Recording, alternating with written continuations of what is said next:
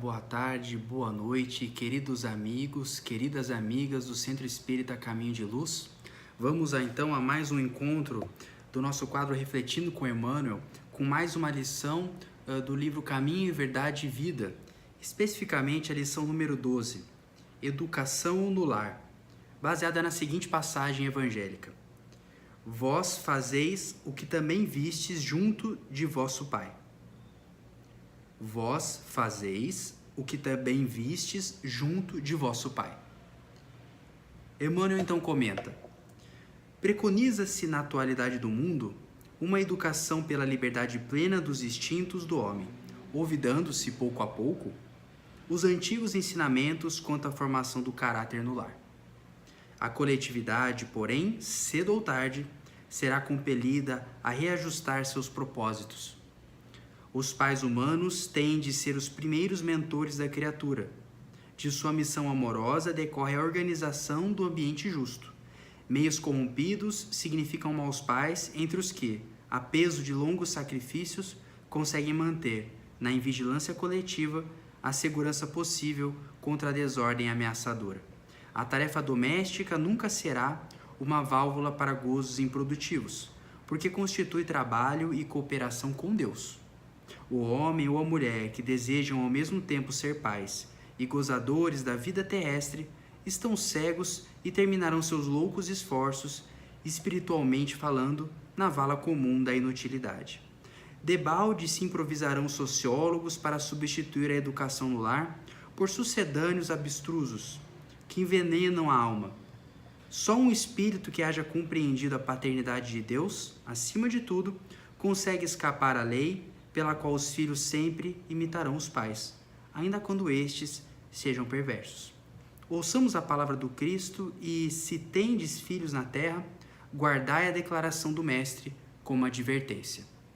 Bom, meus amigos, que lição contundente de Emmanuel e quantas reflexões ela não traz para o nosso cotidiano, alertando então para a missão do pai e da mãe na terra. Eu selecionei aqui 5 pontos que eu gostaria de destacar na nossa reflexão sobre essa mensagem.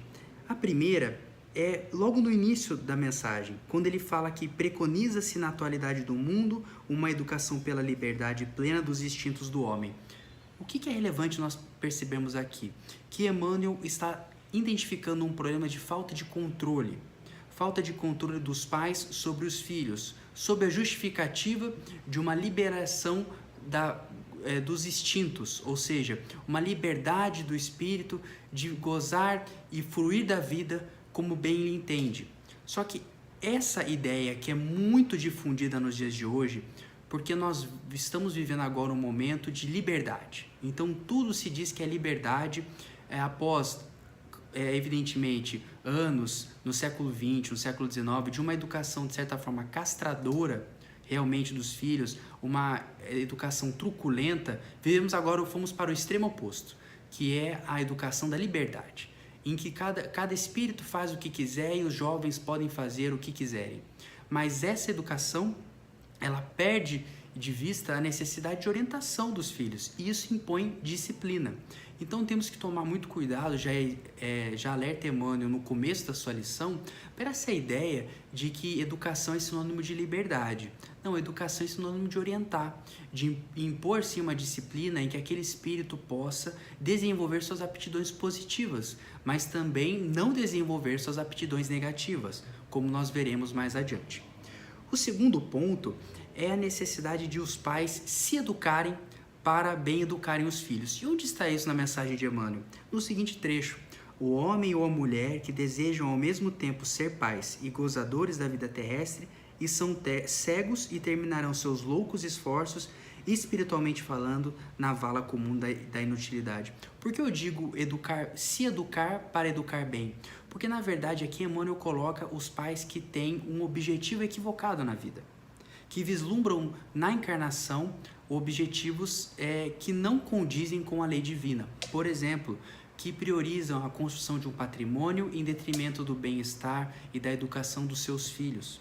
Então, para que nós possamos bem educar nossos filhos, é necessário que nós nos eduquemos e coloquemos em prioridade em nossas vidas aquilo que efetivamente é prioridade de acordo com a codificação de Allan Kardec.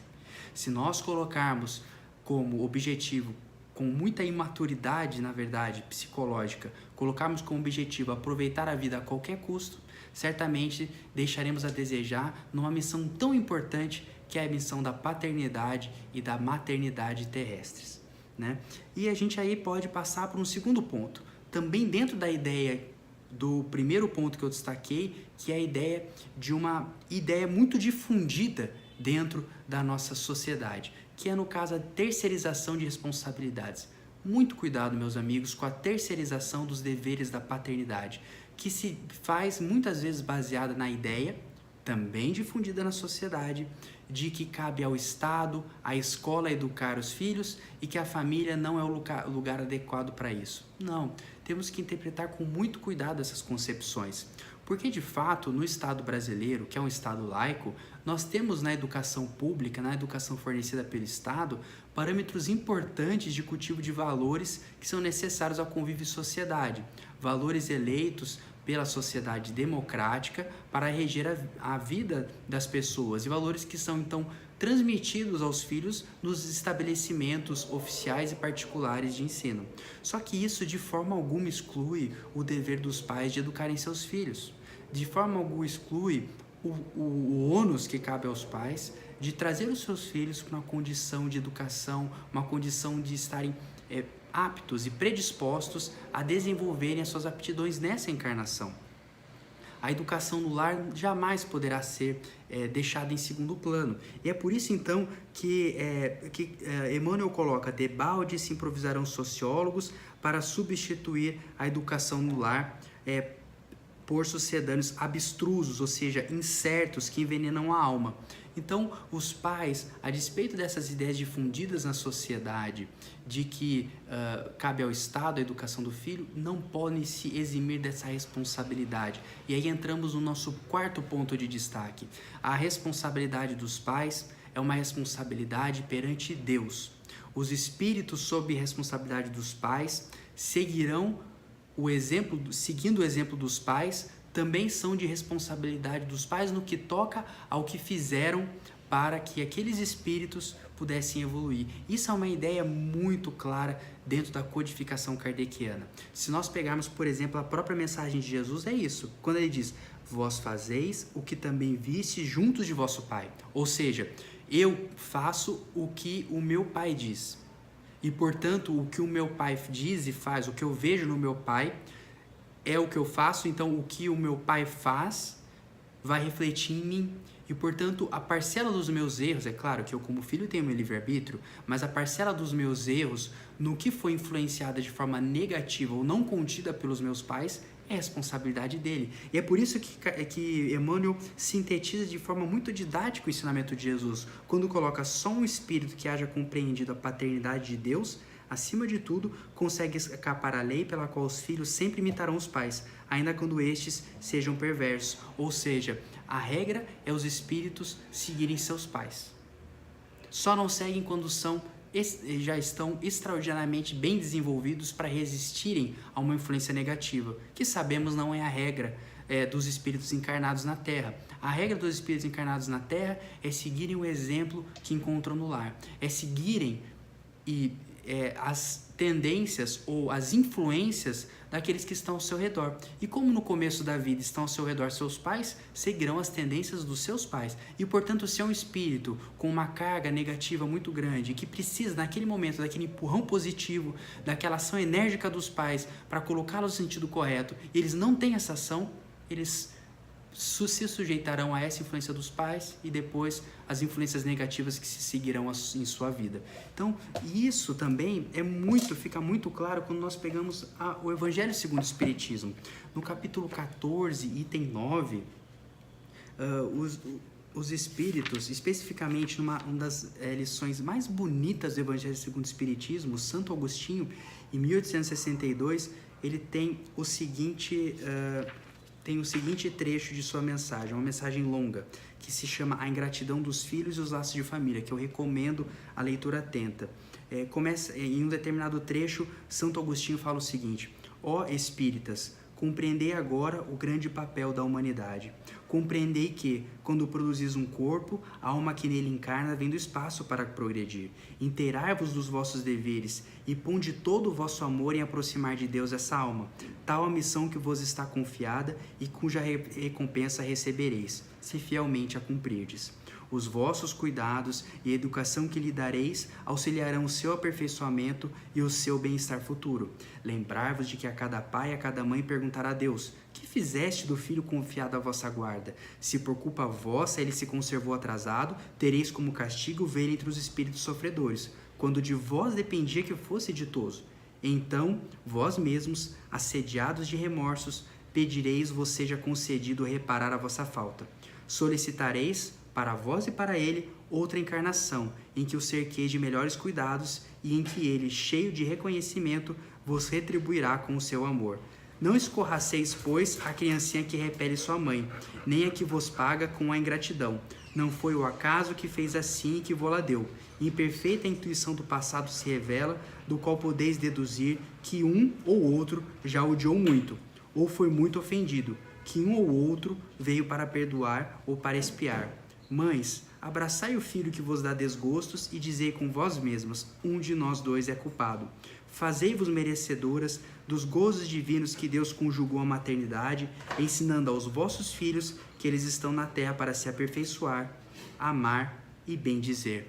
Então veja como a doutrina espírita, nessa lição de Santo Agostinho, corrobora o ensinamento de Jesus e mostra que nessa fase específica da vida as crianças dependem sim dos pais. Dependem dos pais para colocá-los no caminho correto. Isso impõe uma ação enérgica nesse sentido.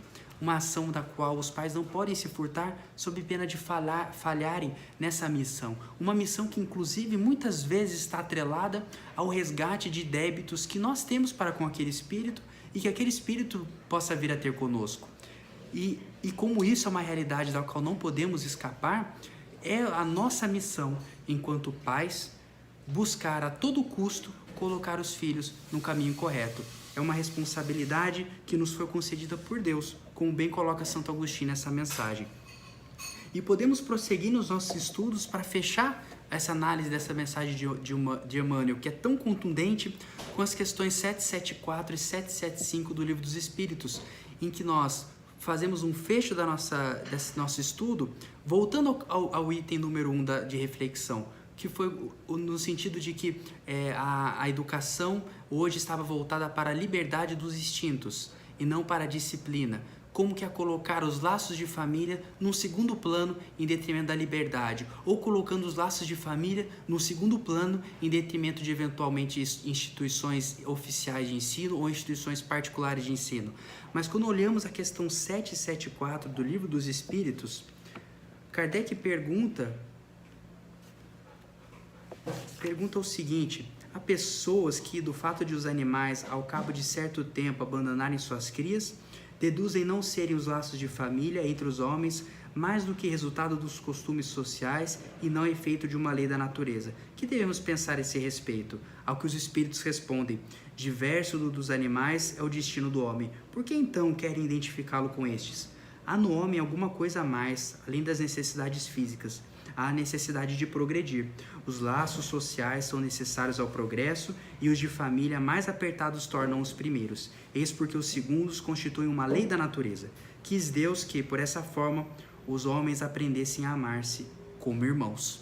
Então veja a finalidade dos laços de família e, portanto, a finalidade da paternidade aqui na Terra, da paternidade e da maternidade aqui na Terra. Ao robustecimento dos laços entre os espíritos nessa escola chamada família. E no arremate da questão 775, Kardec pergunta: qual seria para a sociedade o resultado do relaxamento dos laços de família? E os espíritos são diretos: uma recrudescência do egoísmo.